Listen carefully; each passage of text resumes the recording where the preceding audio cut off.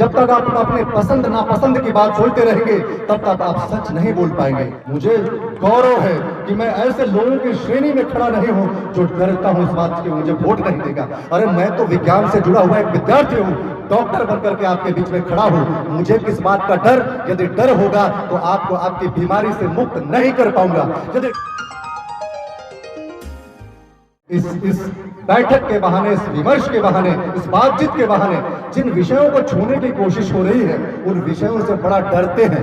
मन में एक डर होता है कि हम अपनी राय भी ऐसे विषयों पर दे देंगे, हम अपनी बात भी कर देंगे तो लोग जो हमको भोटवा ना देंगे, लोग जो हमसे दूरी बना लेंगे। जब तक आप वोटों की बात सोचते रहेंगे, जब तक आप अपने पसंद नापसंद की बात सोचते रहेंगे तब तक आप सच नहीं बोल पाएंगे, तब तक आप समाज को उसकी बुराइयों से आप रूबरू नहीं करा पाएंगे। मुझे गौरव है कि मैं ऐसे लोगों की श्रेणी में खड़ा नहीं हूं जो डरता हूं इस बात की मुझे वोट नहीं देगा। अरे मैं तो विज्ञान से जुड़ा हुआ एक विद्यार्थी हूं, डॉक्टर बनकर के आपके बीच में खड़ा हूं। मुझे किस बात का डर? यदि डर होगा तो आपको आपकी बीमारी से मुक्त नहीं कर पाऊंगा। यदि डर होगा तो हमारे समाज में व्याप्त उन बुराइयों के बारे में, उन मुश्किलों के बारे में, उन अंधविश्वास के बारे में, उन पाखंड के बारे में फिर आपको वहां लेकर नहीं चल पाऊंगा।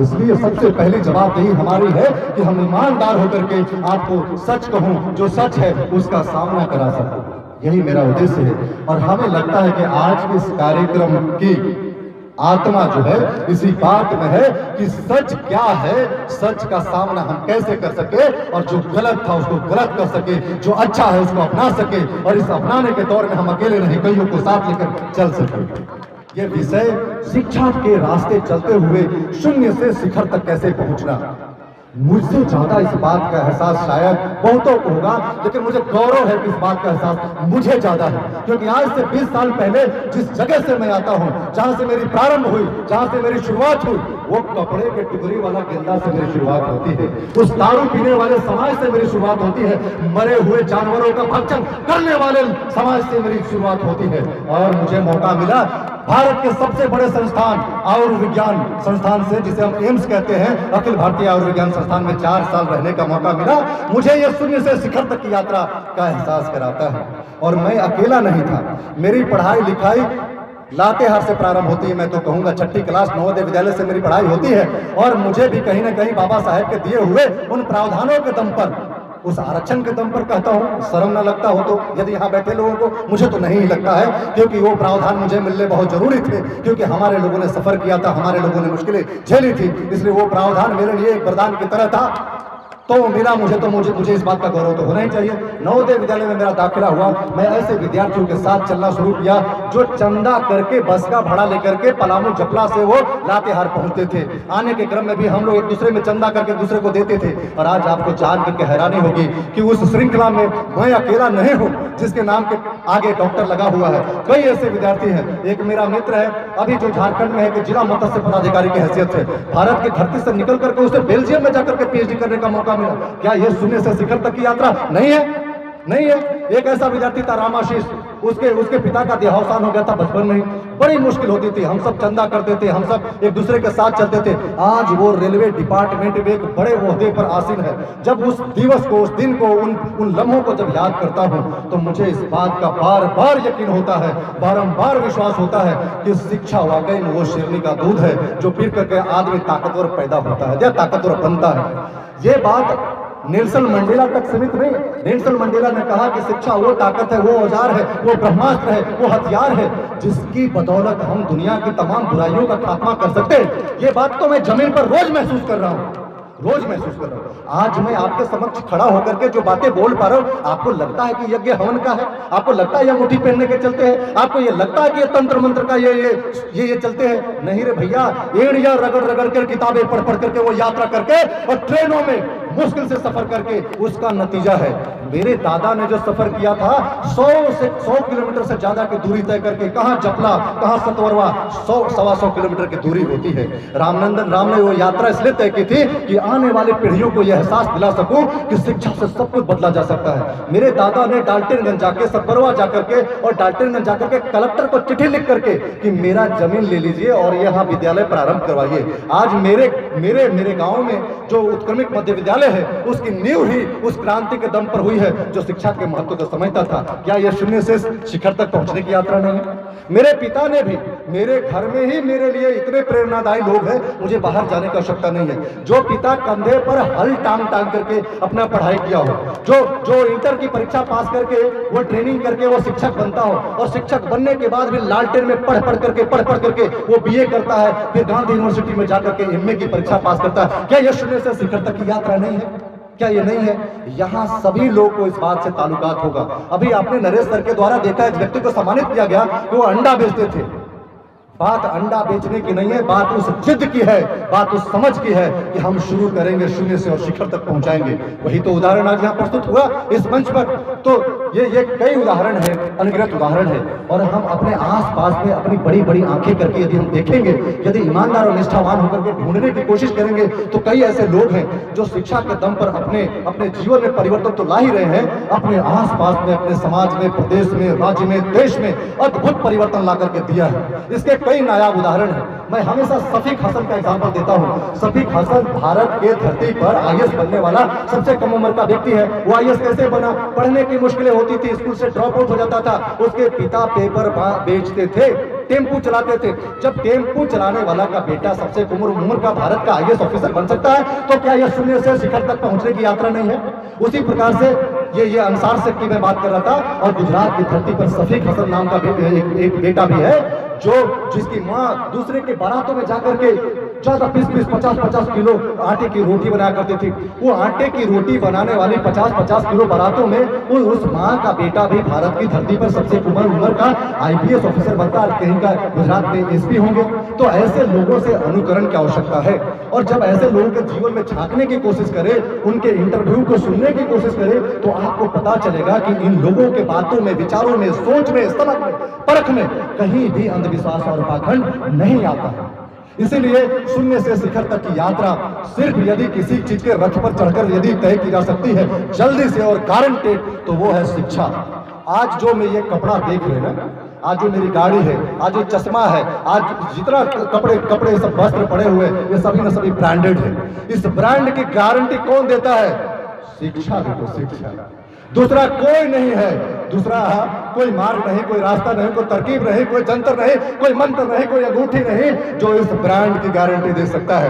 यदि आपके चेहरे पर मुस्कुराहट की कोई गारंटी दे सकता है, यदि आपके चेहरे पर कोई सम्मान की गारंटी दे सकता है, तो ये कलम की ताकत है, किताबों की ताकत है, ये सोच और समझ की ताकत है, ये विज्ञान की ताकत है। और इस बात को मैं बहुत गहराई से समझता हूँ साथियों। इसलिए इतना उदाहरण पर्याप्त है और उदाहरणों की भरमार है।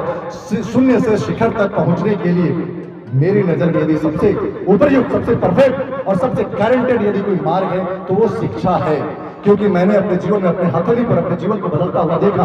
दो पैंट हुआ करते थे, आज पहना इसको, कल पहना उसको, आज पैंटों की गिनती नहीं कर पाता हूँ। बात उदाहरण की है। ये दिन भी इसलिए आया कि हमने शिक्षा को अपना ढाल बनाया, शिक्षा को अपना हथियार बनाया, शिक्षा को अपने जीवन को, अपने नजरिए को, अपने दूरदर्शिता को, अपनी सोच को, अपनी समझ और परख को बदलने का एक माध्यम बनाया। इसीलिए ये हमारा जीवन बदल पाया।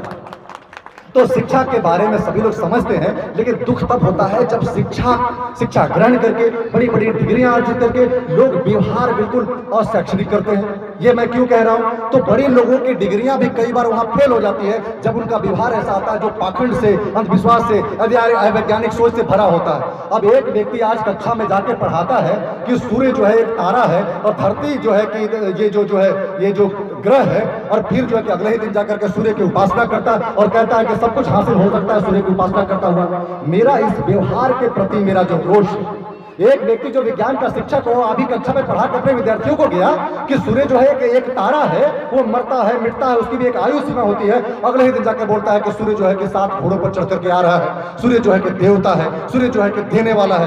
तो देने वाला तो है, लेकिन एक ऊर्जा देने वाला है, प्रकाश देने वाला है, रोशनी देने वाला है, वरदान देने वाला नहीं है, और कुंती को गर्भवती करने वाला नहीं है। ये बात को समझाना, ये बात को की समझ बनाना है। यदि विज्ञान पढ़ते हैं, यदि हम यथार्थ से ताल्लुकात रखते हैं, तो फिर हम अवैज्ञानिक व्यवहार क्यों करते हैं, अव्यवहारिक क्यों बन जाते हैं? हम सूर्य को चमकता हुआ देखते हैं, ये जानते हुए कि वो तारा है, फिर हम उसके बारे में दूसरी बातें क्यों करने लगते हैं? हमारा रोष बस इतना ही है, और शिक्षा को लेकर के हमारी सोच बस इतना ही है कि जो पढ़ो उसको समझ के पढ़ो, और उस पर अडिग रहो, तब पढ़ने का कोई मतलब है, वरना तो पढ़ो ही नहीं, अनपढ़ ही रहो। जो फिर अनपढ़ लोगों को जो बताया जाता है फिर वो मानते हैं, फिर ये अच्छा रहेगा। तो बात ये रही शिक्षा की। दूसरी बात जो बहुत जरूरी बात है और बहुत गंभीर बात है, वो ये बात है कि ये जो श्राद्ध कार्यक्रम है, ये जो मृत्यु भोज है, इसकी प्रासंगिकता कितनी है, जरूरत कितनी है, ये जरूरी क्यों है, क्या ये सच में पाप है, सामाजिक पाप है? तो थोड़ा सा इसके समाज शास्त्र को जानना बहुत आवश्यक है कि एक्चुअली मृत्यु भोज है क्या, मृत्यु भोज में होता क्या है, क्या महज खाना खिलाया जाता है कि उसके आगे भी बहुत सारी चीजें होती है, ये जानना बहुत जरूरी है। मेरी उम्र 45 बरस की है। 45 बरस की उम्र में हमने जो देखा है कि मृत्यु भोज में क्या होते हैं, वो सिर्फ खाना खिलाना में नहीं देखा है। मैंने लोगों को गरीब से ज्यादा गरीब होते हुए भी देखा है। मैंने उन लोगों को अवैज्ञानिक सोच रखते हुए भी देखा है। मैंने लोगों को भाई भाई में लड़ते देखा है। मैंने समाज में बंटवारा होते देखा है। तो जब इतनी सारी बातें इस समाज शास्त्र से जुड़ी है, इस मृत्यु भोज से जुड़ी है, तो वाकई में इसका बहिष्कार होना चाहिए कि नहीं, ये पाप है कि नहीं? तो महज ये बातें कह देना कि मृत्यु भोज पाप है, इसका बहिष्कार करना चाहिए, ये जो है कि अप्रासंगिक होगा। इस बात की समझ बनानी भी बहुत आवश्यक है कि वाकई में मृत्यु भोज के दोष क्या है, कुप्रभाव क्या है, दुष्परिणाम क्या है, जिसके चलते आज हम इस विमर्श पर यहाँ बैठे हैं, इस मंथन के लिए बैठे हैं कि हमें इससे निजात मिलना चाहिए। तो मैं आपको बता दूं कि मृत्यु भोज सिर्फ भोजन करने को नहीं कहा जाता है। मृत्यु भोज उन परंपराओं को ढोने को कहा जाता है जो लोगों को गरीब बनाता है, लोगों को अवैज्ञानिक बनाता है, लोगों को असामाजिक बनाता है, लोगों को निर्दयी बनाता है, लोगों को क्रूर बनाता है। मैं तो यही कहूंगा, क्योंकि मैंने अपने घरों में भी देखा है, मैंने अपने घरों में भी देखा है। 3-4 वर्ष गुजरे, 2 भाई थे, 2 भाई अपने अपने तरीके से सामाजिक दबाव में ये जो है कि मृत्यु भोज करने पे आ गए और लाखों रुपया का कर्जा ले लिया। और मृत्यु भोज समाप्त भी नहीं हुआ था कि दोनों भाई वहां पर बैठ गए पैसे के बंटवारे के लिए। मैंने तो इतना लगाया, मैंने तो उतना लगाया। मैं उसमें ढूंढ रहा था कि पिता का श्राद्ध कहाँ है, पिता के प्रति श्रद्धांजलि कहाँ है, पिता के प्रति समर्पण कहाँ है। मैं उस समर्पण को ढूंढ रहा था और भाई वहां कर्जे को ढूंढ रहे थे कि मैंने इतना कर्जा लिया, मैंने इतना लगाया, मैं तूने उतना लगाया। अब जब बात लगाने की ही थी कि हमने इतना पैसा लगाया, उतना पैसा लगाया, तो उसमें श्रद्धांजलि कहाँ था, पिता के प्रति सम्मान कहाँ था, पिता के प्रति आदर कहाँ था, पिता से जुड़ाव कहाँ था, और पिता के विरासत को बचाने की चाह कहाँ थी? यही बात मुझे पीड़ा पहुंचाती है। और मेरे नजरिए से मृत्यु भोज का मतलब, मृत्यु भोज के बारे में जो पीड़ादायक बात यही है, वो ये है कि जीते जी हम अपने पिता को, अपनी माता को, अपने दादी को, अपने बाबा को सम्मान नहीं देते हैं। मरने के बाद ढोल ढिंडोरा पिटवाते हैं, 5 प्रकार का मिष्ठान बनवाते हैं, भोज खिलाते हैं, लेकिन जीते जी उनके प्रति सम्मान नहीं दर्शाया, बीमार होने पर उनका इलाज नहीं कराया, और कपड़े पर वस्त्र की कमी के चलते टक टक टक टक टक की ठंड हो रही है, ठंड में उनको गर्म पानी से नहीं नहलाया। इन बातों की कमी मैं देखता हूँ अपने समाज में, अपने लोगों की सोच में अंतर देखता हूँ कि बात तो बड़ी बड़ी करते हैं, बात तो बड़े मंचों से बड़ी बड़ी करते हैं, लेकिन जब बात व्यवहारिक आ जाती है, बात जब व्यवहारिकता की आ जाती है, बात जब अनुकरण की आ जाती है, बात जब सामाजिकता पर आ जाती है, तो फिर वहीं पहुंच जाते हैं जहां से अपनी शुरुआत की थी, जहां से हमारे समाज ने इन आडंबरों को ओढ़ना शुरू किया था। तो मैं इतना कहना चाहता हूं कि इस व्यवस्था से हमारी बुराई जुड़ी हुई है, इस व्यवस्था से कुछ कुप्रभाव जुड़ा है, दुष्परिणाम जुड़ा है, कई प्रकार के दबाव जुड़े हैं। इन्हीं वजहों से मैं कहना चाहता हूं कि ये जो श्राद्ध का कार्यक्रम है, श्राद्ध का कार्यक्रम सम्मान तक सीमित होना चाहिए। मृत्यु भोज का कार्यक्रम अपने बुजुर्गों के प्रति श्रद्धा से जुड़ा होना चाहिए, उनकी विरासत को बचाने से प्रारंभ होना चाहिए और बचाने तक ही खत्म होना चाहिए। यदि हमारे मन में ऐसी कोई लालसा नहीं है कि हमारे पिता ने, हमारे दादा ने बहुत मेहनत किया था, खून पसीना करके हमको पढ़ाया था, और यदि हम फिर वही मृत्यु भोज करें, फिर वही हम जो पिंडदान करें, फिर जो हम वही बचिया का कुछ पकड़ के पीछे पीछे घूमे, फिर उनके अस्थियों को ले जाकर के बनारस गंगा में घुमाए, तो फिर क्या पढ़ने में, क्या समझने में और क्या समय है? और संविधान को बचाना ही हमारा आखिरी उद्देश्य है, क्योंकि हम सब की शांति, हम सबका सुख, हम सबके बीच में समानता, हम सबके बीच में भाईचारा, हम सबके बीच में बंधुत्व और सबको अवसर मिलने की बात कहां से आती है? संविधान की आती है। संविधान की प्रतियों को बांटने से ज्यादा है संविधान की समझ रखना और संविधान जैसा व्यवहार करना। हम संविधान पढ़े और व्यवहार फिर वही करके मैं बड़ा हूं, मैं ऊंचा हूं, मैं इस जाति का हूं, मैं उस जाति का हूं। तो फिर पढ़ने का और किताबें बांटने का और ऐसे आयोजन का कोई खास मतलब नहीं रह जाएगा। अम्बेडकर से प्रारंभ करता हूँ। बाबा साहेब को जितना पीड़ा झेलना पड़ा,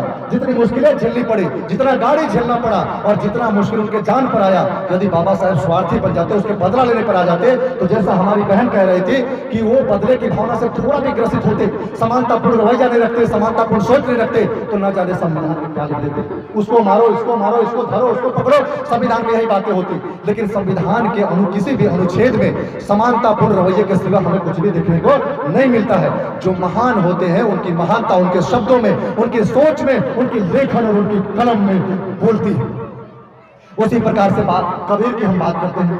कबीर ने समानतापूर्ण रवैये का जो मिसाल कायम किया, कबीर कहते हैं कि पाहन पूजे तो हरी मिले, पाहन पूजे तो हरी मिले और मैं पूजू पहाड़, उससे तो अच्छी चक्की भली जो पीस खाए संसार।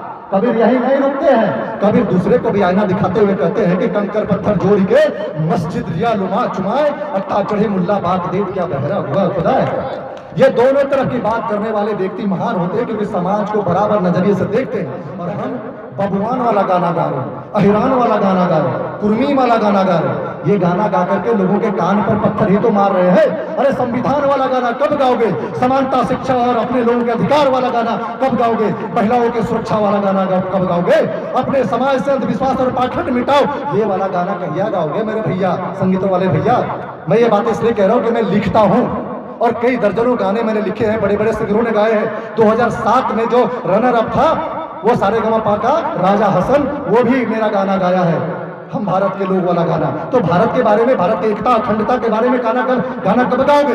मैं इतनी ही बात कहते हुए आप सबसे विनती करना चाहता हूं कि अपने पढ़ने में, अपने शिक्षाओं में, अपने डिग्रियों में और अपने व्यवहार में इतना ज्यादा अंतर मत रखिए कि हमारे अंतर जो हमारे कपड़ों से दिखने लगे कि लाल टोपी पहनने वाला उस विचारधारा का होगा और हरा टोपी पहनने वाला इस विचारधारा होगा।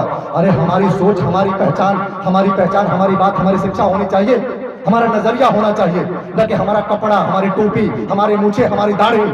हम इस सोच से निकलेंगे कब? आप सबसे यही कहना चाहता हूँ कि हम सभी को सुरक्षा चाहिए, समानता चाहिए, न्याय चाहिए, हम सभी को अवसर चाहिए और ये तभी संभव है जब हम संविधान की सुरक्षा कर सके, संविधान सम्मत सोच बना सके। इन्हीं सब बातों के साथ आप सभी का मैं आभार और अभिनंदन करता हूँ कि आप सबने मुझे सुनने का साहस जुटाया, हमसे जुड़ने का अवसर हमें दिया। बहुत साथियों, नेशनल जनमंच को सब्सक्राइब करें, साथ ही बेल आइकन की घंटी को बजाएं।